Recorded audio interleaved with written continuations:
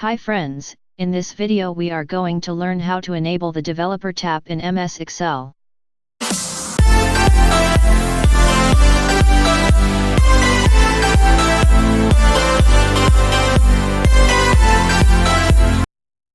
Open your MS Excel file.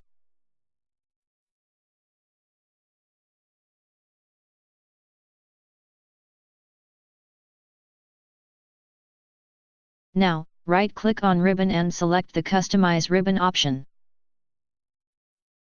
Here select out the Developer option.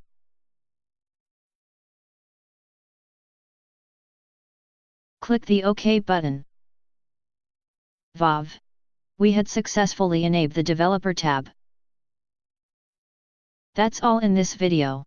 Subscribe for more videos.